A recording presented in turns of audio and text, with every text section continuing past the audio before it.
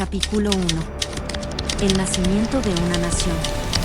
Antes de que el mundo tuviera nombre, cuando los continentes aún buscaban su forma definitiva, la península ibérica emergió del mar como un fragmento de fuego petrificado. Allí, bajo un cielo inmenso y violento, los primeros hombres dejaron huellas que el tiempo no ha podido borrar. Eran tribus dispersas, hijos de la piedra y del viento, que cazaban, pintaban cuevas y miraban al sol con la esperanza de entender su propia existencia. Las montañas del norte fueron su escudo, los ríos, su voz. De esos días remotos nacería el espíritu indómito que siglos después distinguiría al pueblo español, una mezcla de coraje, misticismo y rebeldía. Llegaron los íberos, los celtas y los tartesios, trayendo consigo el arte de la guerra, del comercio y de los mitos. En el sur, Tartesos brilló como una joya misteriosa, una civilización que los antiguos describían como rica en metales y sabiduría. Allí, en los márgenes del Guadalquivir, florecieron templos y leyendas que se perderían entre las arenas del tiempo. Pero la península nunca fue tierra de quietud. Pronto, los fenicios llegaron desde Oriente, fundando Cádiz, la ciudad más antigua de Occidente, mientras los griegos sembraban ideas en las costas del Levante. Y entonces, el hierro de Roma tocó las tierras ibéricas. Los romanos no solo trajeron legiones, trajeron leyes, lengua, caminos y dioses. Hispania, la llamaron. Una palabra que, con el paso de los siglos, se convertiría en la raíz del nombre España. Durante más de 6 siglos, Roma dejó su marca indeleble.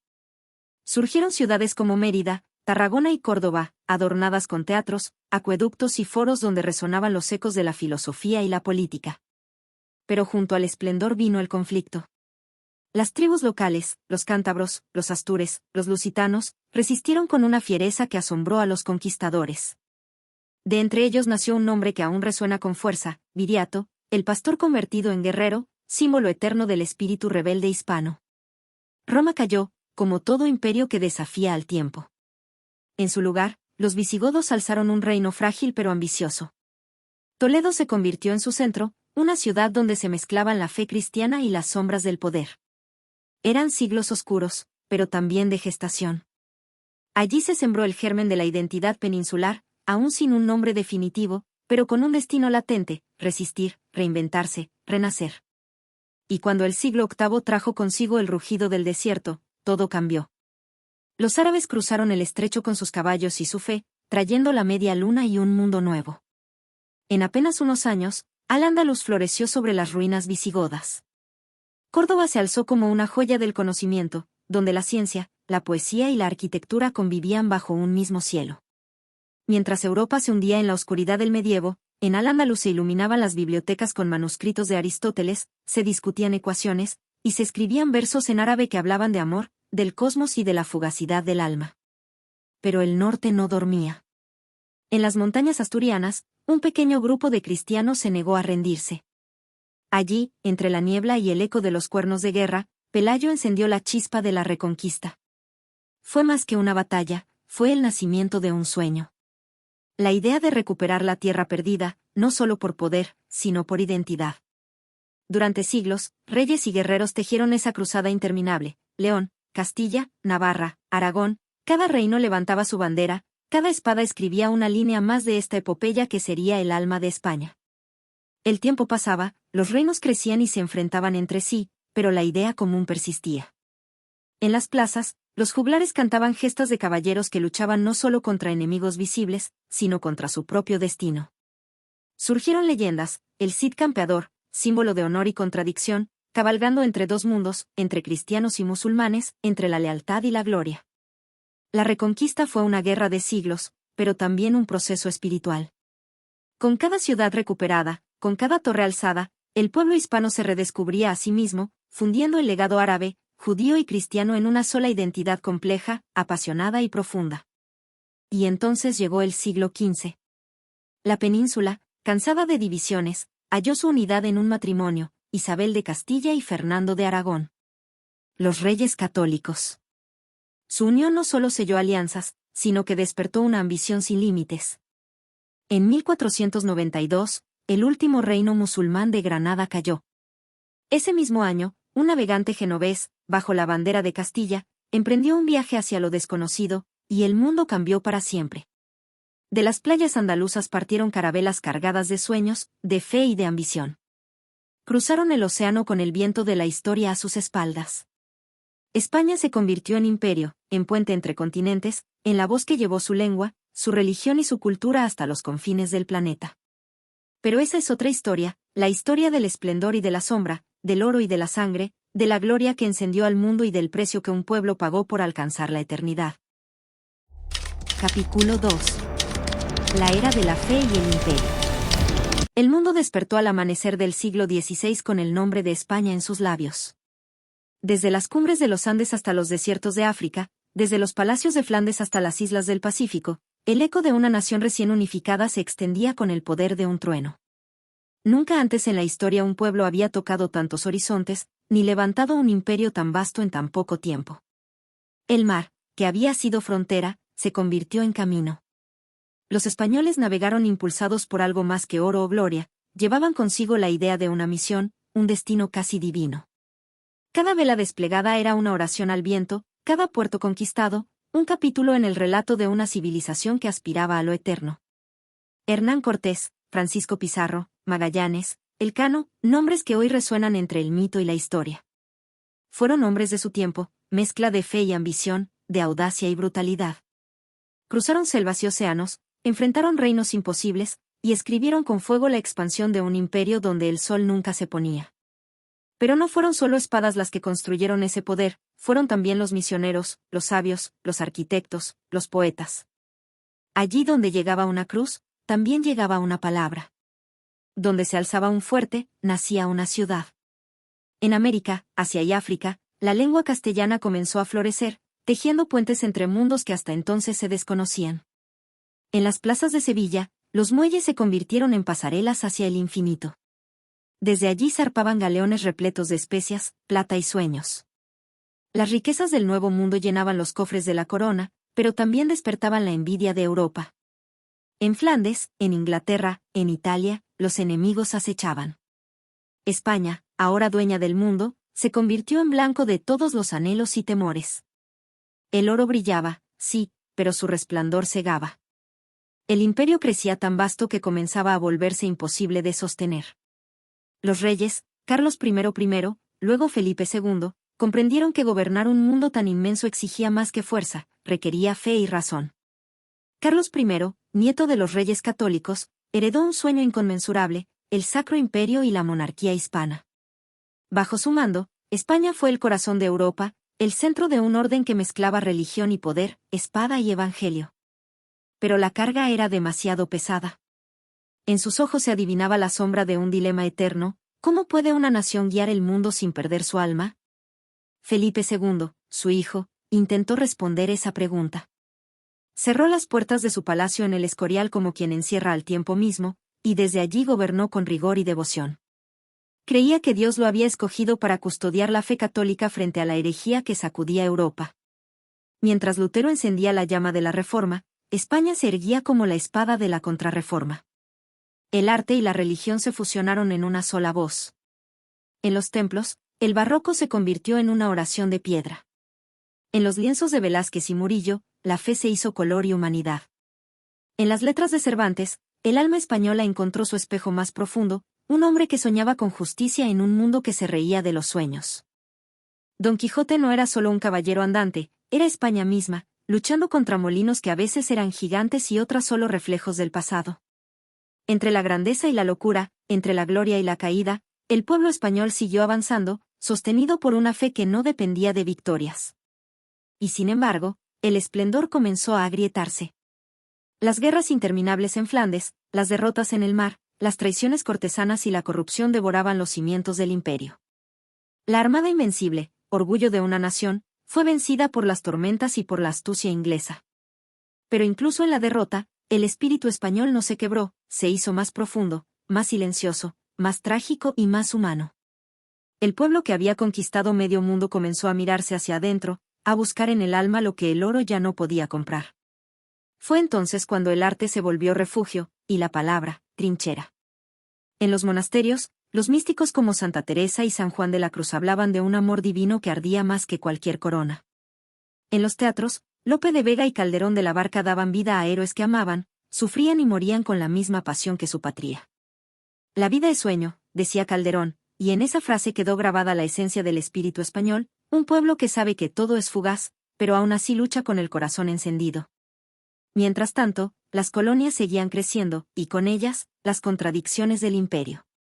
En los templos del Cusco, en las misiones de Filipinas, en los puertos de Manila, los ecos de España se mezclaban con los idiomas y costumbres de otras tierras. Nació una nueva identidad, mestiza y universal, que llevaría el sello indeleble del alma hispana. Pero cada imperio es una hoguera que, cuanto más brilla, más rápido consume su leña. El siglo XVII trajo consigo decadencia, hambrunas, intrigas. La riqueza se había convertido en un espejismo, y el oro del Nuevo Mundo ya no alcanzaba para alimentar la maquinaria de la guerra. Sin embargo, incluso en medio de la ruina, el pueblo español seguía cantando, rezando, soñando. Porque en su dolor había belleza, y en su derrota, dignidad. Así, entre sombras doradas y silencios heroicos, España entró en un nuevo amanecer. Ya no era el imperio que dominaba los mares, sino una nación que buscaba sentido en medio del cambio. Los Borbones llegaron con promesas de modernidad, con la ciencia ilustrada y el deseo de reconstruir lo que el tiempo había desgastado. Pero la historia aún tenía planes para España, guerras, revoluciones, invasiones, y un pueblo que, una vez más, aprendería a levantarse. Capítulo 3. El siglo de oro y las sombras. El siglo XVIII amaneció sobre España como una llama débil que aún intentaba brillar entre los rescoldos de un imperio agotado. Las campanas del viejo poder resonaban huecas, y los galeones que antes llegaban repletos de oro ahora volvían vacíos, arrastrando la nostalgia de una grandeza pasada. El mundo cambiaba, y España debía elegir, o renacer con el tiempo, o quedar sepultada en su propio pasado. Los Borbones llegaron con ideas nuevas, con el perfume de Versalles y el eco de la Ilustración francesa. Bajo su reinado, la razón quiso abrirse paso entre las sombras del dogma. Se fundaron academias, se trazaron carreteras, se soñó con modernidad. Madrid, Sevilla, Valencia, Barcelona, comenzaron a respirar de nuevo, a vestirse con los ideales del progreso. En los cafés se hablaba de ciencia, de arte, de libertad. Pero España, como un corazón dividido, no podía olvidar su alma antigua. Porque si algo define al espíritu español es su eterna dualidad, la sed de cambio y la fidelidad a sus raíces, el deseo de avanzar y el miedo a perderse en el camino. Mientras las luces de la Ilustración intentaban disipar la oscuridad, en los pueblos aún se oían rezos, supersticiones y romances que hablaban de santos, de reyes y de guerras. Era una tierra suspendida entre dos mundos, uno que moría, y otro que aún no sabía cómo nacer. Y entonces llegó la tormenta. En 1808, las tropas de Napoleón cruzaron los Pirineos. Francia, que se proclamaba faro de la modernidad, vino a imponer su revolución por la espada. El rey español, débil y traicionado, fue reemplazado por un monarca extranjero. Pero el pueblo, ese mismo pueblo que había resistido a romanos, a árabes y a ingleses, volvió a levantarse. En cada aldea, en cada colina, hombres y mujeres tomaron las armas con una sola palabra en los labios: libertad. La guerra de la independencia no fue solo un conflicto político, fue una explosión del alma nacional. Guerrilleros anónimos atacaban convoys franceses en los caminos, campesinos se transformaban en héroes y las ciudades se convertían en fortalezas. Zaragoza ardió en resistencia. Cádiz, cercada, siguió escribiendo una nueva página de historia. Allí, entre el fragor de la guerra, nació la Constitución de 1812, la Pepa, una de las más avanzadas de su tiempo, proclamando que la soberanía no residía en los reyes, sino en el pueblo. Era la semilla de una España moderna, libre, soñadora. Pero la guerra dejó heridas profundas. Los campos quedaron vacíos, las ciudades en ruinas, y el corazón del país dividido. Cuando Fernando VII regresó al trono, lo hizo con mano de hierro, destruyendo lo que el pueblo había intentado construir con sangre. La libertad volvió a ser un sueño, y la represión, una sombra. Sin embargo, algo había cambiado para siempre. España había descubierto su poder interior, su capacidad de alzarse incluso contra gigantes. Mientras tanto, el otro hemisferio del imperio se desmoronaba. En América, las colonias que durante siglos habían sido el orgullo de la monarquía comenzaron a rebelarse. Inspirados por los ideales de la Ilustración y las revoluciones de Francia y Estados Unidos, los pueblos del Nuevo Mundo reclamaron su independencia. Simón Bolívar, San Martín, Hidalgo, Morelos, nombres que resonaron como ecos del mismo espíritu que un día había encendido la Reconquista. España miró cómo sus dominios se desvanecían uno tras otro, hasta que, al fin, el imperio más vasto del planeta se redujo a una nación cansada, empobrecida, pero viva. El siglo XIX fue para España una larga travesía por el desierto. Las guerras civiles, las intrigas palaciegas y los cambios de gobierno se sucedían como estaciones de una misma tragedia. Carlistas y liberales se enfrentaban por la identidad del país, unos querían preservar la tradición, otros soñaban con una nueva era de derechos y progreso. En medio del caos, surgió una nueva conciencia social. Los intelectuales y artistas comenzaron a mirar no solo hacia el pasado glorioso, sino hacia el pueblo olvidado. Goya, testigo del horror y de la belleza, pintó el alma de una España desgarrada, fusilamientos, duelos, pesadillas, pero también esperanza. Sus cuadros no solo mostraban escenas, gritaban verdades. Y en los cafés, los poetas escribían sobre la patria herida. Bécquer, con su melancolía, Larra, con su ironía y desesperación, Espronceda, con su furia romántica. Cada uno, desde su rincón, retrataba una España que buscaba en la poesía lo que la política le negaba. Porque cuando el pueblo español no puede gritar con las armas, grita con el arte. Las décadas pasaban y el país seguía debatiéndose entre la tradición y la modernidad, entre el trono y la libertad, entre la fe y la razón. Pero en esa lucha constante también florecía la identidad que lo definiría para siempre, la de un pueblo que no se rinde, que hace de cada herida una bandera. Y así, en la segunda mitad del siglo XIX, la ciencia y la industria comenzaron a abrirse paso tímidamente. Los ferrocarriles unieron ciudades, las fábricas levantaron humo donde antes hubo silencio. Pero el precio fue alto, desigualdad, pobreza, tensión social. Mientras en Europa se consolidaban naciones modernas, España seguía intentando encontrarse a sí misma. Las guerras coloniales en Cuba, Filipinas y Marruecos fueron su último intento de aferrarse a un pasado que ya no existía. Cuando en 1898 las últimas colonias se perdieron, el país sintió que algo dentro se apagaba. Sin embargo, de esa derrota nacería una nueva fuerza, la del pensamiento. La llamada generación del 98 se levantó para cuestionar, para reconstruir desde la palabra lo que las armas habían destruido. Unamuno, Machado, Azorín, pensadores que vieron en la ruina no el final, sino la oportunidad de redescubrir el alma española. Ellos preguntaron con valentía, ¿qué es España? ¿Un recuerdo o un futuro? Y en su búsqueda, devolvieron al país algo que había perdido, la conciencia de su propia profundidad. España, cansada pero viva, se miraba al espejo de su historia y comprendía que su fuerza no estaba en sus imperios ni en sus reyes, sino en su pueblo, en su lengua, en su arte, en su capacidad de soñar incluso cuando todo parece perdido. Porque la verdadera grandeza no está en dominar el mundo, sino en resistir al olvido. Capítulo 4. La caída y el renacer. El siglo XX llegó como una tormenta sobre España. Un país que aún buscaba su lugar entre la tradición y la modernidad, entre la fe y la razón, se vio arrastrado por las fuerzas de un mundo que cambiaba demasiado rápido. Europa hervía de ideologías, revoluciones y sueños de justicia. Y España, con su alma dividida y su historia encendida, no podía permanecer inmóvil. El siglo comenzó con esperanza. La monarquía tambaleaba, los obreros se organizaban, los intelectuales escribían con fuego. Se hablaba de progreso, de derechos, de libertad. Las ciudades crecían, las mujeres reclamaban su voz, la ciencia avanzaba. Pero bajo ese impulso moderno dormía una tensión latente, una herida que se había abierto siglos atrás, la lucha entre los que querían preservar lo viejo y los que soñaban con lo nuevo. En 1931, la monarquía cayó y nació la Segunda República.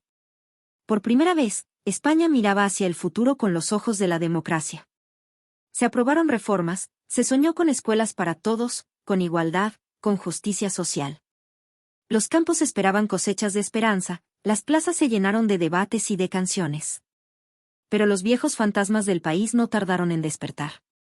La República fue un sueño hermoso y breve, un ideal demasiado grande para un pueblo tan herido. En 1936, la guerra llegó como un rugido. No fue solo una guerra entre bandos, fue una guerra entre hermanos. La tierra que había resistido imperios ahora se desgarraba a sí misma. Pueblo contra pueblo, vecino contra vecino. Las ciudades se convirtieron en trincheras, las iglesias en refugios, las casas en ruinas. El cielo de España se oscureció con el humo de las bombas, Y en las noches sin luna se escuchaban los rezos y los llantos mezclados. Fue una tragedia sin héroes absolutos, donde el dolor se impuso sobre la razón. Federico García Lorca, poeta del alma andaluza, fue asesinado por cantar la libertad. Miles de hombres y mujeres desaparecieron, miles cruzaron las fronteras con el corazón desterrado. Y en las calles quedó un silencio largo, profundo, casi eterno. Cuando las armas callaron en 1939, España ya no era la misma. Francisco Franco se alzó como dueño del país. Durante casi 4 décadas, el miedo se convirtió en ley. La censura ahogó la palabra, las fronteras se cerraron, el tiempo pareció detenerse. Pero incluso bajo la dictadura, la llama del espíritu español no se extinguió, se refugió en los libros, en los lienzos, en las canciones susurradas, en la fe callada del pueblo. En los pueblos, las abuelas rezaban en voz baja, en los cafés clandestinos, los jóvenes soñaban con democracia, en los exilios de América y Europa, los poetas seguían escribiendo con nostalgia y furia. Mientras tanto, el mundo giraba, la Segunda Guerra Mundial, la Guerra Fría, la carrera espacial, y España, aislada, seguía respirando en la penumbra de su historia. Pero incluso la noche más larga termina con un amanecer. En los años 50 y 60, el país comenzó a abrir los ojos al mundo. Llegaron los turistas, llegaron las ideas, llegaron las ansias de libertad. Las carreteras se llenaron de vida, las fábricas de esperanza, los hogares de sueños nuevos. El pueblo español, cansado de silencio, empezó a hablar otra vez. Primero en susurros, luego en gritos, y finalmente en un canto unísono por el cambio. Y así, cuando Franco murió en 1975, España se encontró frente al espejo del destino. No era la primera vez que debía reinventarse. Pero ahora lo haría sin espada, sin cruzadas, sin imperios, lo haría con diálogo, con arte, con democracia. El tránsito fue frágil, incierto, pero heroico. La transición democrática fue una obra de equilibrio y perdón. Los antiguos enemigos aprendieron a convivir, los exiliados regresaron, las plazas volvieron a llenarse de canciones. La Constitución de 1978 selló un pacto histórico, el de una España plural, libre y moderna. Por fin, el país que había sido campo de batalla durante siglos se convirtió en hogar de esperanza. El arte volvió a florecer como si el alma nacional despertara de un largo sueño.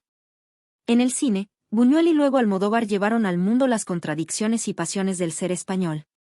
En la literatura, Camilo José Cela, Ana María Matute y tantos otros escribieron sobre la memoria, la identidad, la redención. En la música, los sonidos de la guitarra, el cantejondo, el rock y la canción protesta se mezclaron como ecos de una nueva libertad. España comenzó a mirar hacia Europa no como súbdita, sino como igual. Entró en la Comunidad Europea, consolidó su democracia, y el mundo volvió a pronunciar su nombre con respeto. Las heridas del pasado no desaparecieron, pero se aprendió a convivir con ellas, a recordarlas sin repetirlas. Porque el pueblo español había entendido algo que pocos pueblos comprenden, que el dolor también puede ser maestro, y que del sufrimiento puede nacer una nueva forma de belleza. En cada región, en cada acento, en cada plato compartido, España redescubría su diversidad. Andalucía, con su duende y su fuego, Cataluña, con su espíritu creativo, Galicia, con su melancolía atlántica, el País Vasco, con su orgullo y tenacidad, Castilla, con su memoria de piedra y su voz eterna. España ya no era un solo rostro, sino un mosaico que brillaba presosamente por su variedad. Y en los años 80, el país se reinventó de nuevo. La movida madrileña estalló como un carnaval de libertad después de décadas de represión. Los jóvenes pintaron, cantaron, bailaron, amaron sin miedo. Era el grito de una generación que decía, hemos vuelto a la vida. Las luces de Madrid competían con las de París o Nueva York. España ya no era el país gris del pasado, era color, era ritmo, era esperanza. En apenas unas décadas, pasó de la oscuridad a la modernidad, de la pobreza al progreso. Se construyeron trenes de alta velocidad, se alzaron museos, se celebraron Juegos Olímpicos y exposiciones universales. El país del silencio se transformó en el país de la voz. Pero incluso en la modernidad, la historia seguía respirando. Porque ser español nunca ha sido solo una cuestión de tiempo o de frontera, es un estado del alma. Es convivir con los fantasmas del pasado sin dejar que te devoren. Es bailar en la tristeza, reír en la dificultad, y celebrar la vida incluso sabiendo que es efímera. Así, entre las ruinas del ayer y las luces del mañana, España aprendió una lección que marcaría su legado. Que la grandeza no está en conquistar mundos, sino en conquistar la propia dignidad. Capítulo 5. El alma eterna española. El siglo XXI amaneció sobre España como una promesa y un desafío. Un país que había recorrido milenios de conquistas, derrotas, fe y arte, se asomaba a una nueva era de globalización, tecnología y cambio. Pero, ¿cómo avanza una nación tan antigua sin perder lo que la hace única? ¿Cómo se construye el mañana cuando el ayer aún susurra en cada piedra? España miró al futuro con la serenidad de quien ha sobrevivido a todo. Sus ciudades, llenas de historia, se abrieron al mundo como escenarios donde lo antiguo y lo moderno se abrazan sin pudor. En las avenidas de Madrid, el pasado imperial conversa con los rascacielos de cristal. En las calles empedradas de Sevilla o Toledo, el aire aún huele a incienso y azahar, mientras los turistas escuchan, sin saberlo, el eco de siglos. Barcelona se volvió símbolo de innovación y diseño, Bilbao, ejemplo de reinvención, Valencia, de creatividad luminosa. Y sin embargo, bajo todo progreso late el mismo corazón que hace 1000 años, un corazón que no olvida ni se rinde. El pueblo español, tras tantas tormentas, aprendió el arte de resistir sin amargura. Ha hecho del esfuerzo una virtud, de la memoria un tesoro, y del humor una forma de sabiduría. Porque si algo distingue a España no es solo su historia, sino su manera de afrontarla, con pasión, con ironía, con un coraje que no se aprende, se hereda. En los mercados aún se mezclan las voces de 1000 acentos. En las plazas, los niños juegan donde antes cabalgaron reyes. En las cocinas, el fuego sigue siendo rito y comunión. La gastronomía se volvió embajadora del alma nacional, el aceite, el vino, el pan compartido, la tapa improvisada, la paella que une, el jamón que celebra, el gazpacho que refresca la memoria de Andalucía. Cada plato cuenta una historia, cada receta es una herencia viva. Y junto al sabor, el arte. Porque España, más que una nación, es una sinfonía visual. En los museos cuelgan las sombras de Velázquez, las luces de Goya, los delirios de Dalí, los sueños cubistas de Picasso, los colores infinitos de Miró. Pocas tierras han dado tanto arte por metro cuadrado, tanta belleza nacida del conflicto. En el flamenco, el alma grita su verdad, en la guitarra, el tiempo se detiene, en la arquitectura de Gaudí, la fe se vuelve forma y vuelo. España no pinta ni canta para adornar el mundo, sino para revelarlo. Su literatura, heredera de siglos de búsqueda, sigue abriendo caminos. Desde Cervantes hasta García Márquez, que la adoptó en el corazón, desde Lorca hasta Almudena Grandes, la lengua española, hija de esta tierra, se ha convertido en puente entre naciones, en océano de palabras que une continentes. Hoy, más de 500 millones de personas hablan el idioma que nació entre los valles de Castilla. Cada palabra pronunciada en español es una pequeña chispa de aquel fuego que comenzó aquí. Pero no todo ha sido fácil. El nuevo siglo trajo también crisis, divisiones, desafíos. La economía se tambaleó, la política se agitó, y la identidad volvió a ser motivo de debate. Sin embargo, incluso en la incertidumbre, España volvió a demostrar su fortaleza silenciosa. Porque cuando la historia la pone a prueba, siempre responde con creatividad, con solidaridad, con alma. En los momentos más difíciles, el pueblo sale a la calle, canta desde los balcones, tiende la mano.